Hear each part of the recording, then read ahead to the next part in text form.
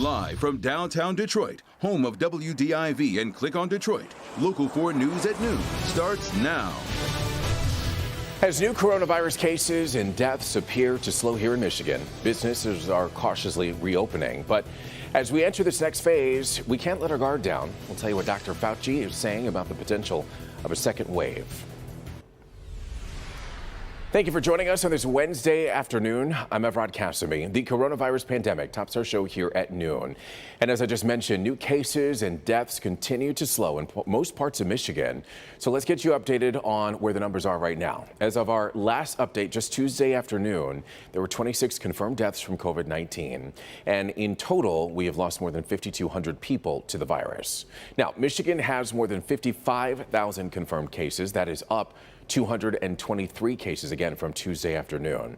Also of note, as of Saturday afternoon, the official recovery total is still at 33,168. But new updates have been coming mid-afternoon. We're going to keep you updated as we get them on air and on clickondetroit.com along with our mobile app. In the meantime, as things begin to reopen, we still have to be careful and not let our guard down because the actions and the choices that we make now over the next few weeks will determine what our fall is going to look like for all of us. Dr. Anthony Fauci addressed the potential of a second wave. Here's what he had to say. We often talk about the possibility of a second wave or of an outbreak when you're reopening. We don't have to accept that as an inevitability. It could happen, but it is not inevitable. If we do the kinds of things that we're putting in place now to have the workforce, the system, and the will to do the kinds of things that are the clear and effective identification, isolation, and contact tracing, we can prevent this second wave that we're talking about if we do it correctly. And we do want to let you know here at home, we are learning that several popular shopping malls are planning to reopen a little bit later this week. Here are just a few of them on your screen. Of course, operations will be modified at these malls to keep employees and customers safe. But some of those malls are the Somerset Collection in Troy, 12 Oaks in Novi, and Great Lakes Crossing as well. And Justin, Walt Disney World does plan to reopen some of its parks on July 11th. That is according to a representative from the company in a presentation that was made to an Orange County Economic Recovery Task Force. The plan is fluid and does require approval by the state of Florida. That is currently pending. Let's talk about the stock market. It is up again today, but some of the momentum that spawned a big rally yesterday is tailing off just a bit. So here's a look for you at the Dow Jones Industrials average right now. The Dow jumping more than 300 points earlier, but has trimmed much of that gain. Analysts say that investors are still optimistic about the prospects for reopening the economy. The markets are reacting to mixed economic signals today. Airline and cruise stocks are rising in hopes of increases in travel. But another retailer Tuesday morning just filed bankruptcy and says that they will be closing 1/3 of their stores. In your political headlines right now, it is a busy day in Lansing. And our Rob Maloney joins us now from the state capitol with a look at what's on tap for the state Senate and state House, as both of them are back in session today. Well, good afternoon. Here in Lansing, there is a sense of normalcy sort of starting to set in that we're having both legislative chambers in session today. The Senate gavelled in about 10 o'clock this morning. They're going to be talking about school funding today, concerns over the budget deficit now that is looking to be about $3 billion. What do you do? How do you manage this? They'll be talking about that on the floor. In the meantime, the House is going to be gaveling in about 1 o'clock, and they're going to be talking about budgeting issues as well, budgetary issues, trying to get some legislation passed that's going to get the state over the hump in the weeks to come in terms of its budget. And then we have hearings in the afternoon. The first hearing is going to be at 2:30, and that one has to do with the governor's policy about nursing homes and putting COVID positive patients in the same buildings as COVID negative patients, how that is going. One of the concerns has been that the state has not published any numbers about the number of nursing home deaths. The last number we heard was something on the order of 768, but the state said that that number is well shy of what the real number number is. The legislature has been asking, the Oversight Committee in particular has been asking to get more numbers, and so far they have not been forthcoming. We'll see if the state reports any of those by this afternoon. They're also going to be taking up the issue of unemployment. So many across the state of Michigan still waiting to get even the first dime of unemployment, and so they're going to be having the discussion with the people who run the unemployment system.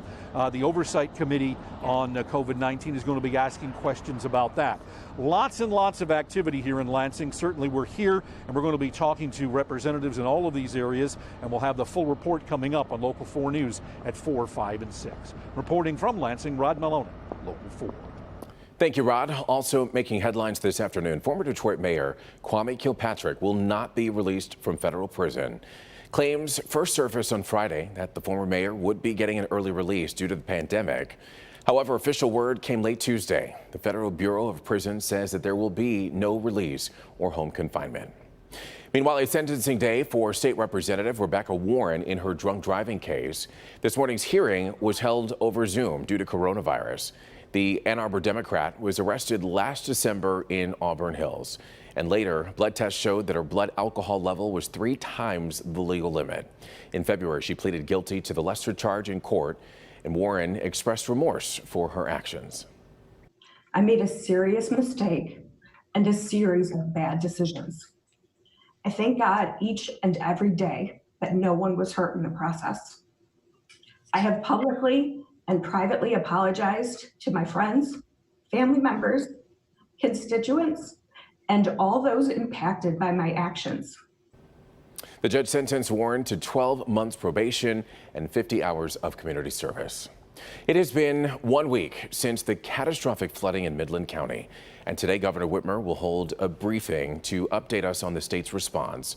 Her update is scheduled for 12:30 right here on Local 4. Her team says that she also will be visiting a flood relief donation distribution center. So you'll want to stick with us after Local 4 News at noon. We'll have further updates for you again at 12:30. All right, let's switch gears here just a little bit to keep you updated on the forecast. Meteorologist Brandon Rue, as we take a live look outside at our Ann Arbor Sky Cam, things are not looking so bad, Brandon. I'll tell you what, the heat wave continues. Kids are already in the pool out back, and you know, whatever you need to do to get a little relief. We have some clouds providing some of that relief, but it's warm, it's muggy. Our live look here in Mount Clemens, 78 at Metro, 78 in Lapeer, but you factor in the humidity and it feels more like 81, 82 degrees, but again, won't be quite as warm as the last couple of days. 78 now to 81 at 2 p.m. Some high clouds continue to stream in, and later this afternoon, I think areas along and west of US 23, call it our west zone, have a better shot at some isolated showers through the afternoon and evening. But Evrod, coming up, a look at a couple of wet weather chances that will impact all of us and a big change for the weekend ahead. All righty, we'll let you go take a dip in the pool with the kids for a little bit, Brandon, and we'll see you shortly. One man is killed and another is hurt in a shooting that allegedly happened after a dice game on Detroit's east side. This was just overnight around 2 a.m. on Keystone near Mound and 7 Mile. Police say 2 men in a Chevy Malibu came back to a home after playing dice there earlier and started shooting. We're told a 32-year-old man was killed and a 40-year-old man had to be taken to the hospital. Right now his condition is pending and police are still looking for the shooters. Still to come, protesters clash with police demanding justice after the death of a black man pinned to the ground by a white officer. No justice, no peace. The victim's family wants the officers charged with murder. He screamed, "Mama, mama, I can't breathe, I can't breathe," and it killed. Up next, we take a look at the circumstances surrounding the troubling death of George Floyd.